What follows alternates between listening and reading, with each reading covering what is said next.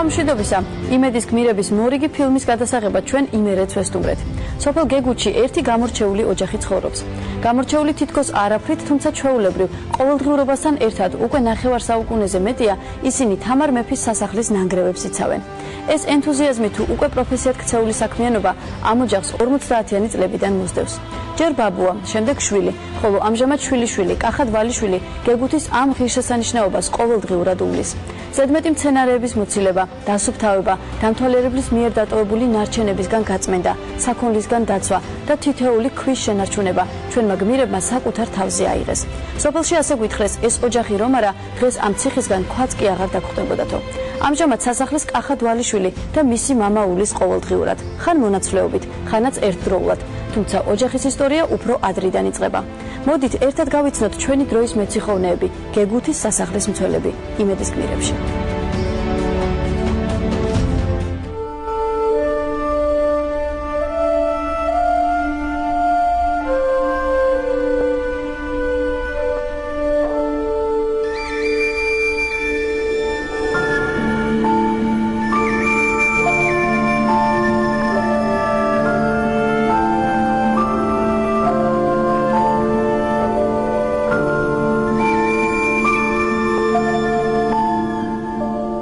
ნაძვები და გზა რაცა ეს არის მამაჩემის გაკეთებული. ნაძვები არის დარგული, ესენი უვლიდან ბაბუა მამაჩემი, ასფალტით ჩვენ დავაგეთებანა და ნაძვებს ვახარებდით, წყალს უსხამდით ყოველთვის უვლიდით და მის მერე ვართ შთამომავლებთ ასე რომ გამოდის ბაბუადან.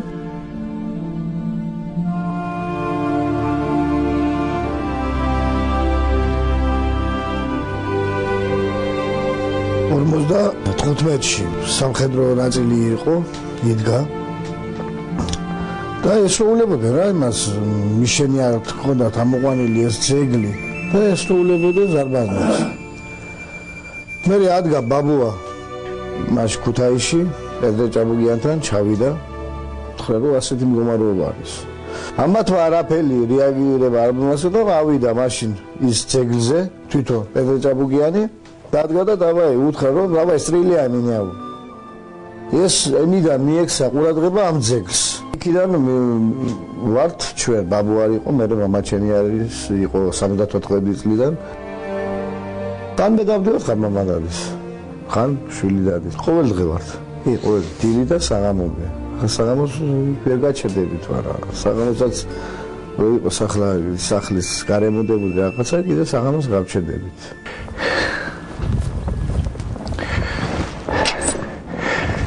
აი ესა ძირითადი ტისკარი.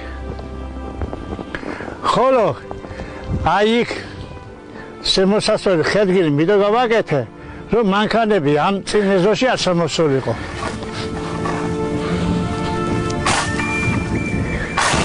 ჩვენ აქ ცხოვრობდით თითქმის რა.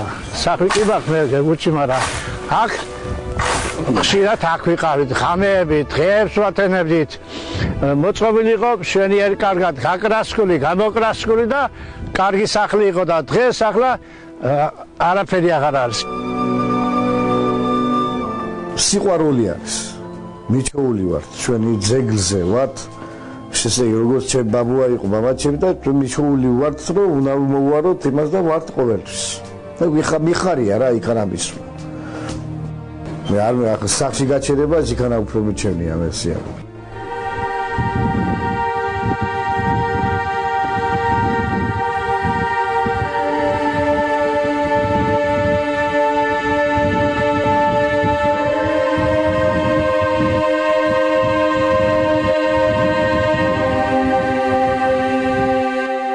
ამ კომპლექსის მთავარი შენობა არის ეს სასახლე. სასახლის მთავარი დარბაზი ეს იყო როგორც ჩანს საუდიენციო დარბაზი, მას ჯვრის ფორმა აქვს და გადახურული იყო გუმბათით, სადაც იმართებოდა ალბათ ძირითადი მიღებები, ელჩების მიღებები, დარბაზობები, რაღაც თათბირები. გარდა ამისა, ამ ძირითად დარბაზს აკრავს გარკვეული ნაწილები, საცხოვრებელი სეგმენტებიც ექნებოდა ცხადია, სადაც მეფე რჩებოდა, მეფე ისვენებდა, სადაც მეფე მუშაობდა, ეს ცალკე ოთახები იქნებოდა ამისათვის. გარდა ამისა, მომსახურე პერსონალის ინფრასტრუქტურაც აქ იკითხება, პატარა სხვადასხვა ნაგებობები სამეურნეო დანიშნულებისა, მოხელეებისათვის, რომლებიც ემსახურებოდნენ კომპლექსს. კომპლექსს ჰქონდა კარის ეკლესია, სადაც ლოცულობდნენ.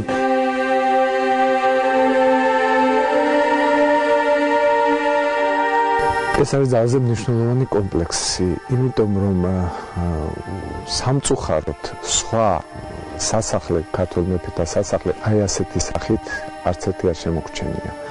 ეს არის ყველაზე უფრო კარგად შემორჩენილი სამეფო რეზიდენცია შუა საუკუნეების საქართველოსთან. არასწორად არის ფართო საზოგადოებაში გავრცელებული აზრი, თითქოს ეს არის თამარის სასახლე. ყველაფერს თამარს უკავშირებთ ჩვენ და ბუნებრივია რომ ამ სასახლესაც უკავშირებთ, თუმცა დავით აღმაშენებლის დროსაც ის არსებობდა წყაროებიდან ვიცით.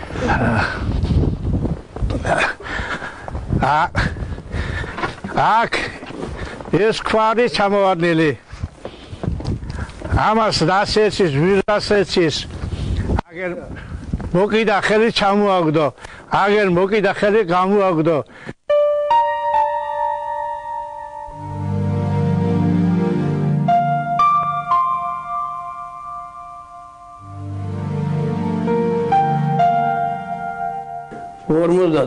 წლიდან ვიცი მე ამ ოჯახის ამბავი. იქ არიან თან ყოველდღე ვთქვა და ყოველდღე დაგამოლა. ოჯახი ასე ვარ ყოფილიყო და აი ოჯახი თიგანა ვარ ყოფილიყო დღე და ღამე. ხვაი რო ხვაი არ გიმოდა ხლა იქან. ერთი ყო. მე ჯერ უთხარი ასე. სულელი ხარ მოუთხარი. რა გინდა მაგან და ღამე რო ათენებ. რაის გულზე გავაკეთებ, იგინე მე ვკლავ თავს. მოედა მე და ნუ შუაღამე სულელი ამარ თავი გამაგორიალა. გუიაგანი არის შენი ამ გესავით. მაგრამ ის წიგლაღილანა. ხამე მითო უნდა ვიყოთ იქანა რომ არ შემოვიდეთ და რა დააბიძუროთ და რამე არ გააბუჯონ. მითო ვაკეთებ იმას რომ სულთად იყოს და დამთვალელი ვერ თუ მოარდა რამე იქნება რომ გაუხარდეს ადამიანს რომ იქ მისვლა და ძეგლის ნახვა. მანქანებს ჩამოდიოდნენ. შევდოდნენ შით სხოდად თავის გვაზე ნავარდობდნენ. მანქანებს აყენებდნენ. ერთი იქით წევიდოდა, მორი აქ წევიდოდა თან და აი ეს მე ვეღარ ავიტანე მე და ავდექი წინ კიდე ხერგილი ხო არის. იმ ამოვიღე არხი. რომ ეს მანქანები არ შემოსულიყო და თუ იმეს უნდა დათორება იქიდანაც კი ჩავა. გიორგი მესამეს თქვათ აკაცნობეს მეუღლის გარდაცვალება, ქალაქ ანისის დარბევა, მეფეს აკაცნობეს თამარს, ოდესაც აქ იდგა, ასეთ ცნობები გვაქვს, მაგრამ გარდა ამისა თვითონ არქიტექტურა ამ კომპლექსისა და ტერიტორია და მდებარეობა ბევრ რაღაცას გვიკარნახებს. დღემდე ჩვენ არა გვაქვს შემორჩენილი ქართულ მეფეთა სასახლეები და გეგუთი არის ერთ-ერთი გამორჩეული ნიმუში. ამ არქიტექტურული დიდებული ნანგრევის მოვლაც რაღაცნაირად თითქოს დაეკისრა ამ გვარს. უკვე დიდი ხანია რაღაცნაირად თაობიდან თაობაზე გარდამავალი მისია და ამ მისიას არავინ მათ არ აძალებდა და არავინ არ ავალდებულებდა. ეს მათი როგორღაც შინაგანი მოთხოვნილება იყო და ამ ხალხის და ამ ჩამომავლობის და ამ მე მგონი რა ვიცი მესამე თუ მეოთხე თაობა მათი ძირითადი ესეც ამქვეყნიური დანიშნულება როგორღაც თვითონ მოუძებნეს რომ მიეხედათ ამ დიდებული სიძველისთვის.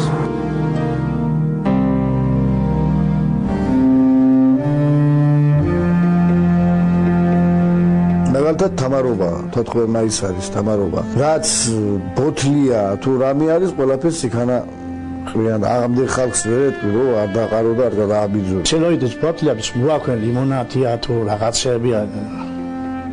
ოია შეხვარ ძებში ყრია პედალი და ჩვენ თვითონ ვასუფთავებ. ნახლა შიგნით ბურდები რო არის. ეს გალავანი რაც არის ყველა და ნახევარზემები დანგრეულია 80%. დანგრეული არის და ამ ბურდებით და ამით ვისავთ იმას რომ პირუტყვი არ შემოვიდეს, საქონლე არ შემოვიდეს შიგნით და დააბინძუროს და რაღაცა.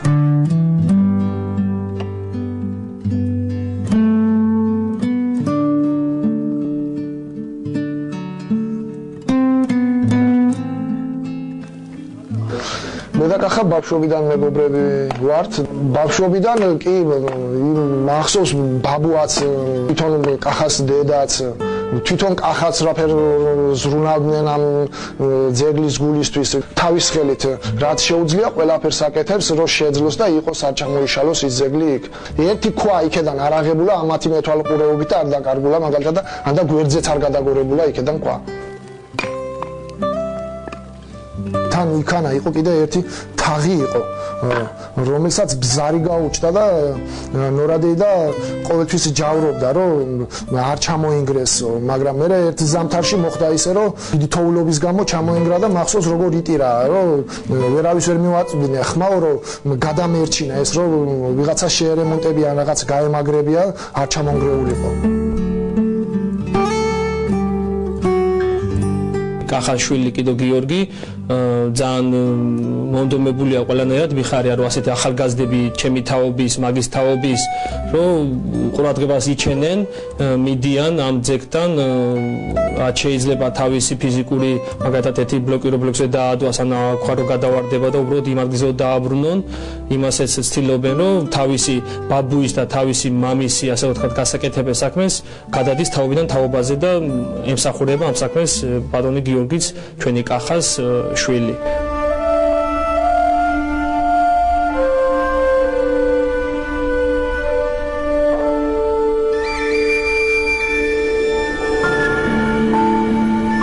და მეც მიამაყება რომ ეს თადის და უხარია იქანა მისვლა და მოსვლა.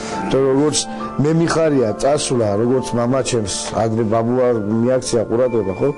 მე შვილებს მიცავარ მიხარია იქანა მისვლა და მოსვლა, რომ იქ ვიყო და შევხედო რა ხდება, რომ ვინმე არ დააზიანოს და ვინმე არ გააფუჭოს რამე.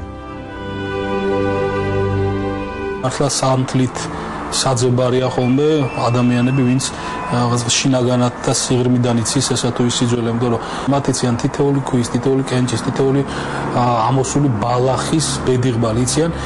ყოველ დღის მანძილზე იციან წლიდან წლამდე, იციან 10 წლეულების მანძილზე. ამიტომ თუ გინდა შენ შეიმეცნო, გაიგო და რაღაცნაირად ისეთი ინფორმაცია მიიღო, რომელიც ციგში არ იკითხება, ასეთ ადამიანებს უნდა დაეკითხო.